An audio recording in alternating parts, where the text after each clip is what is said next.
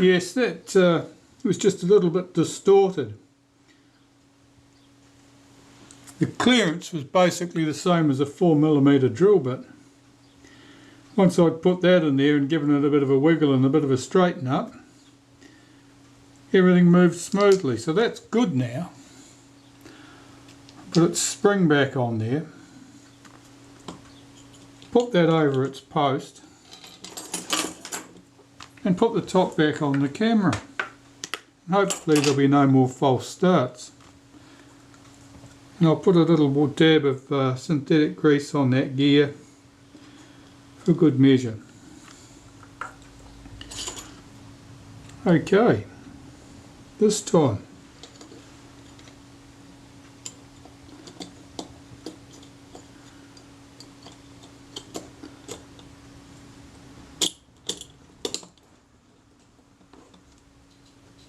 oh, look at that, it goes round and round, exactly as we wanted it to.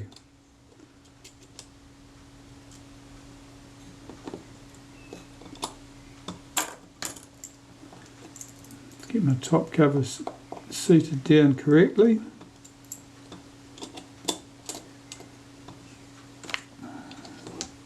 Where's the other screw? There it is.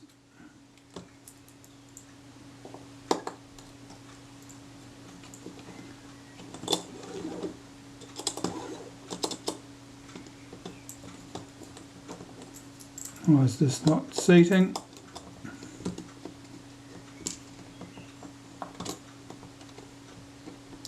Oh, nothing appears to be holding that up. Is that screw a bit short? Well, they only just reach. They do.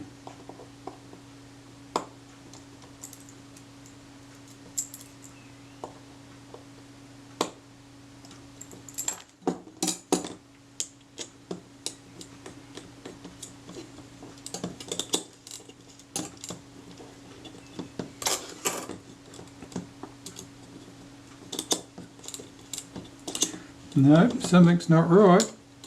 What's gone wrong here?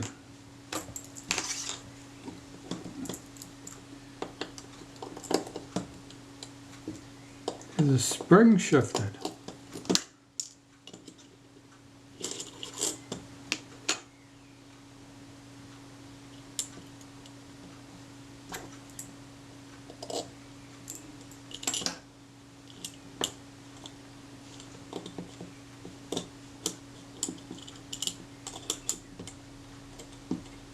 Is that just not seated correctly?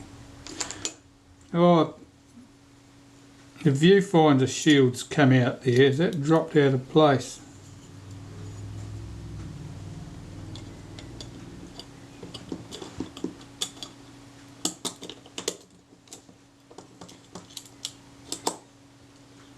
Let's try again.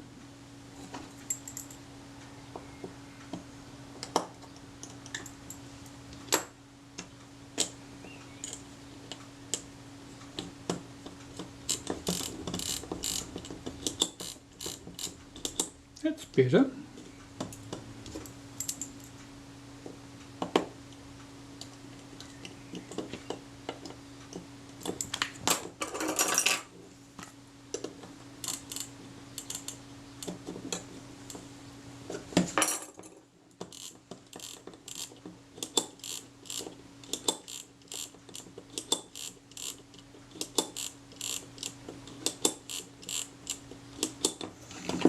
Alright, that's moving nicely, and if I set that to rewind,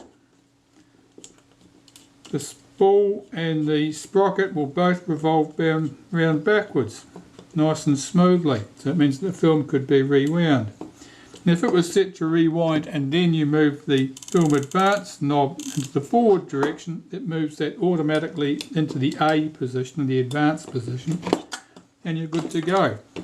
Well,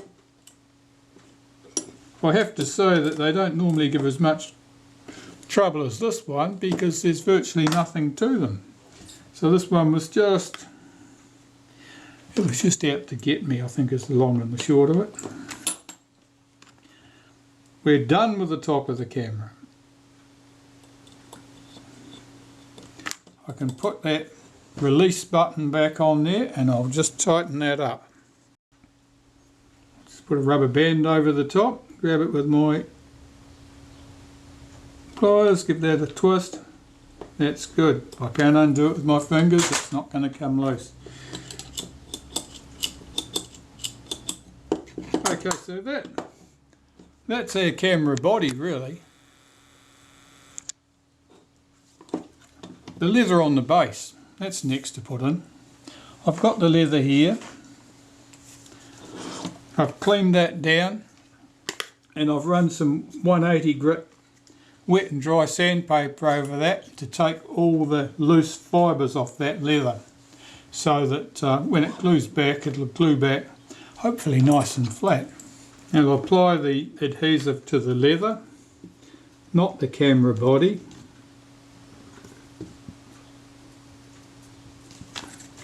And leather and leatherette often act quite differently. Leather is often very absorbent, so you generally need to be a bit more generous with your adhesive with the leather than you would do with leatherette. I'm just taking off the excess adhesive here because I've been over generous.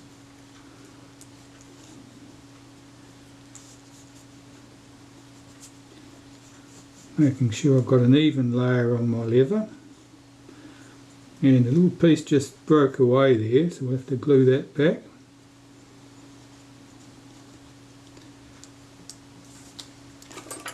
I know where that came from. Okay. That's good. Just making sure there's no lumps and bumps. And pop this on the body. And that scrap that came adrift,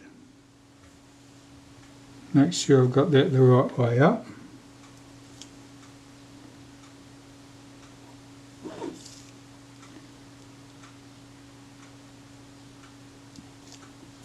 Get that seated in there.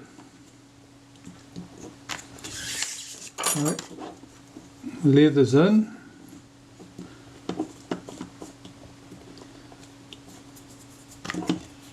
And I'll wipe around that button there with a bit of naphtha now, so I can make sure that button doesn't end up getting stuck to it.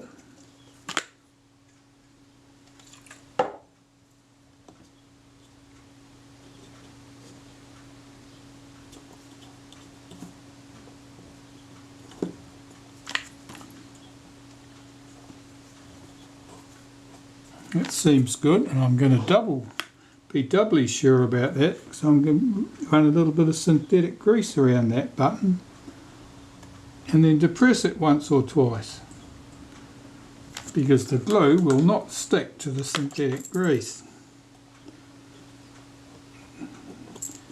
Get my leather stuck down firmly. That's where that scrap broke away, at that narrow point there. Of course, it's pretty much invisible.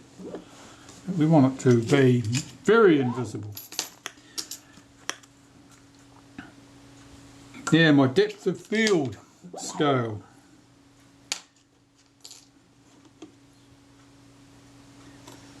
That little metal plate goes on there, and you can tell which way it goes around by the indentation that you see in the leather.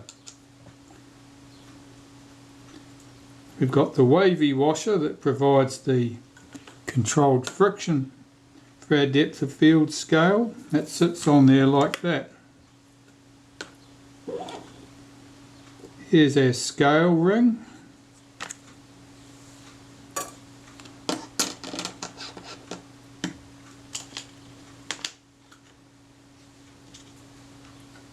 And the centre piece, I'm just putting some synthetic grease around the edges of that.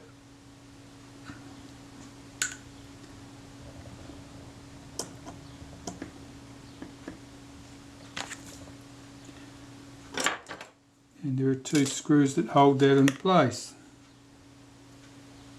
Chrome plated screws, quite long, unlike anything else on the camera.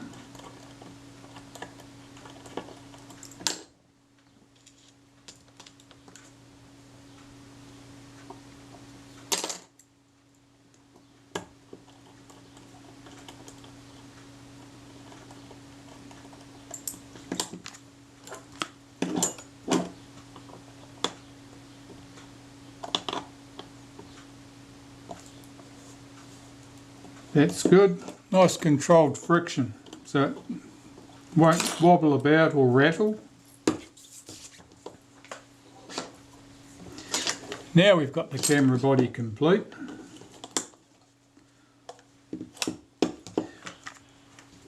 And all I have to do is fit the lens and shutter assembly back into it. Now the shutter and lens assembly on this camera is located by no alignment pin. So it's fixed simply by friction at the front here, so I'm making sure there's no grease on that front face of that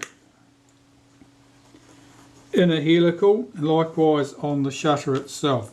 If there was grease there, that'll just make it that much harder to get the thing to stay in place. This screw needs to come out.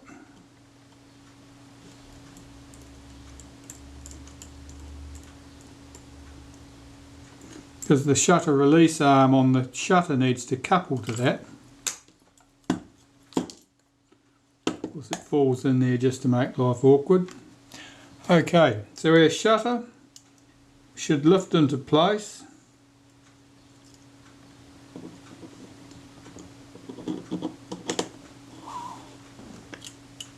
And the arm, the coupling arm for the release, fits over here.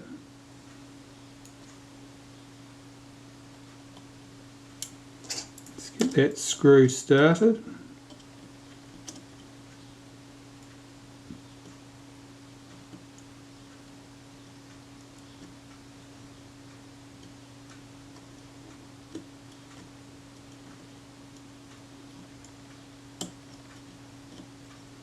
Doesn't want to pick up.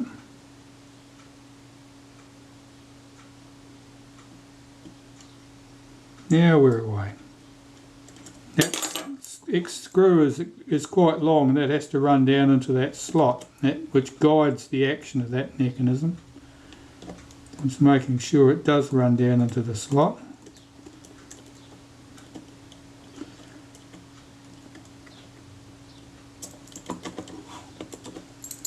A bit of a lean on it there. Is that the arm doing that? Probably. Okay, so now I'll put the retaining ring on the inside.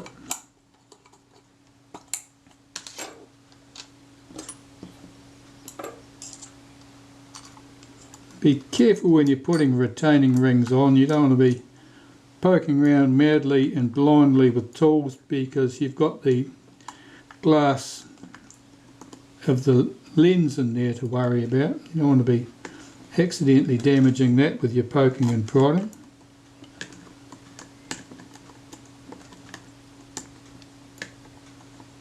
That's better, that's in place.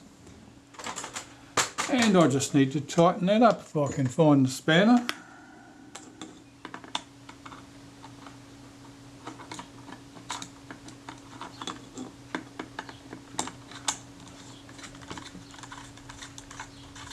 That's engaging. I'm running that down.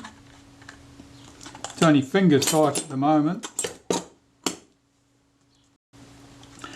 Our alignment is such that when this is round at the infinity position against its stop, our mark here on that scale should come up against the infinity mark. And then we tighten that retaining ring up. And we try and achieve it all at the same time. Of course, as you tighten the retaining ring up, the shutter wants to rotate. And so you need to have 2 or 3 attempts typically to get this to go. Why they didn't have some sort of pin to hold the shutter in position so that it was automatically in the correct position, that's one of life's mysteries. We'll never know the answer to that.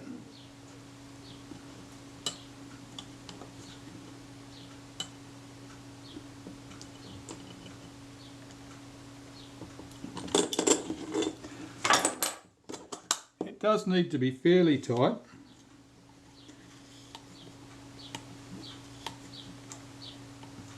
That's good.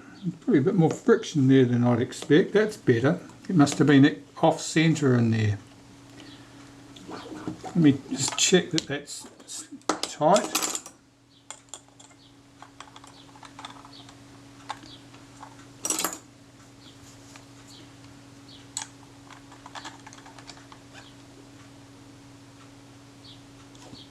Yeah, that's snug. One of your liabilities, particularly with the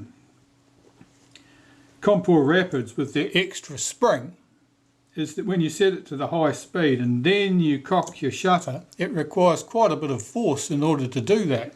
Well, of course, that force translates into rotation of the shutter. So if the shutter's not tight, you'll end up rotating the whole shutter. Alright, that's cocked. Let's see if it releases the shutter. It does.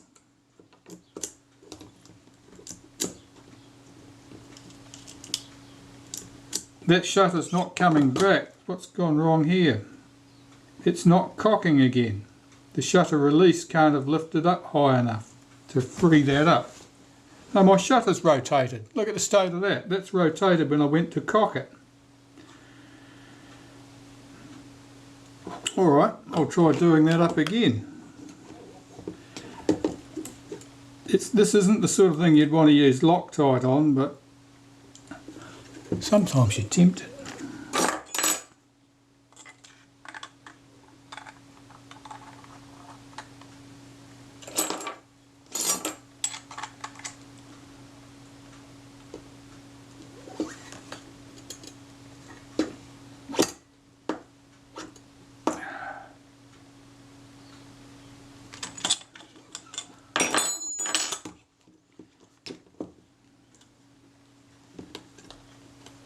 Okay, cock the shutter, release the shutter, cock the shutter, release the shutter, cock the shutter, release the shutter. Okay, that's working nicely. My focus scale alignment there is good.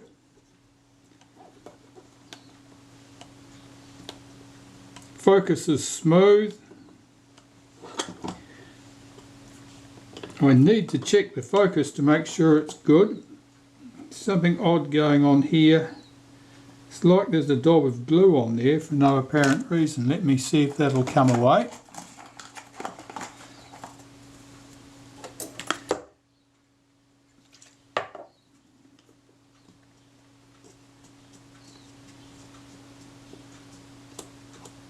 Yes, that must have been overflow from when I was putting the leather back on the door. Interestingly, can we open and close the front? We can.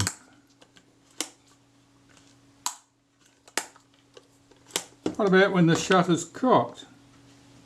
Let's take that off 500, we don't need it on there. That cocking lever only just clears the catch for the front door. And that doesn't want to go.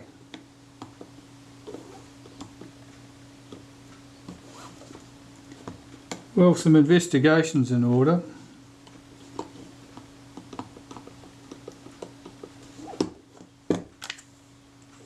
Well, it's all together and it all works. I had a last lot of trouble with this thing. It would open and shut nicely as long as the shutter wasn't cocked. But if the shutter was cocked, that brings the cocking lever to here. And when you went to close the door, it didn't want to close. And what was that doing? Well, to start off with, this piece here was pressing on the lever here, on the shutter, the cocking action there. And so it was bending that thing backwards. And then that thing was catching on the catch in the door. In the frame of the door, there's the catch. It sits in there like that. This was slightly misshapen. And so it was catching. So it was a balancing act between the shape of this piece, and the settings lever up here, the cocking lever. And the other point there, the position of the shutter in the mount.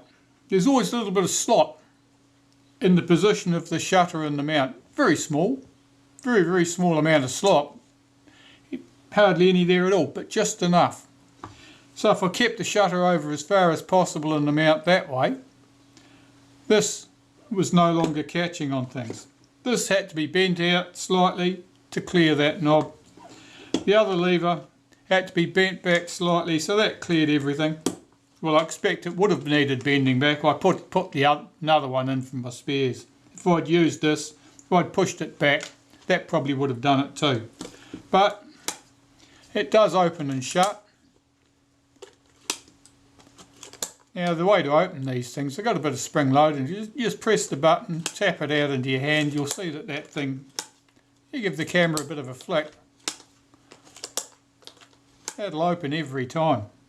They're not intended to open fully, they never were intended for that, they're intended to allow you to get to the door and pull it open. So that's all working as it should now. I've tested the focus, that's all good. It's a fairly tidy example. How did it arrive? Well, it was jammed, it was in the open position, someone had had problems with it. When I saw it, the focus scale was sticking out like that, and I assumed that basically they'd tried to put it away without first returning the focus to infinity, because people who don't know about these things, they'll do things like that. But the shutter had been cocked, and the cocking lever sits right there, close enough that it was fouling the catch. I hadn't picked up exactly what was happening at that stage. I thought my problems would go away once I'd sorted everything out, made sure that the shutter and lens assembly was pointing in the correct direction, everything was serviced, that the levers returned to where they should do. This business of the cocking lever sitting in this particularly useless place, right there where it can catch on the catch of the door or the one in the body, yeah, that's not peculiar to that one. But a different type 010, a different model, again a Compur rapid shutter, but obviously they're slightly different generation. You'll notice that the cocking lever does not come all the way around there. The cocking lever sits right up here, only moves this far, never comes round the corner there where it would be trapped in the door. I do have one here exactly the same as the camera I've just serviced, and it has exactly the same deal there. Of course there's just enough clearance in this case so it's not giving a problem, but again it has that settings lever, the cocking lever comes around here. It's just the position of it relative to the shutter that caused the problem. Well, you might say that it was the position of the shutter in the body. If the release had been different, if the shutter had been further around that way, again it wouldn't have been a problem. It's just where that setting lever sat. They must have always been touch and go. I bet they had fun with them in the factory trying to get everything to go. Yeah, this one doesn't, oh, it's coming open for me. I was going to say that's jamming, but it's not. But there you have it. That's our Type 010. It's going back to its owner. The brief was to not fuss too much about the cosmetics, and I think we'll agree that I haven't fussed too much about the cosmetics. I've had the leather off the back because I needed to get rid of those ice bumps, and I needed to get rid of those because that corrosion under the leather was doing no good. I was able to re-glue all the fractured leather on that front door. I had to lift it off, re-glue it. You can see there how many pieces there are, but it's all glued back in place. That's nice and neat. On the top of the door there was a piece missing, and I've cut a wedge-shaped piece in there, which you can see there if you get it right in the light. Yeah, you can see that V-shaped piece. That's where the leather's cut in. But you've got to look for things like that. Apart from that, it's a fairly tidy example. As far as my customer's concerned, he'll be most pleased to see it back. It's a treasured family heirloom. Lots of family photos were taken on this one, and I'm sure he'll be pleased to have it back as a working camera. So, thanks for watching. I have to say, this one gave me a bit more work than I was expecting.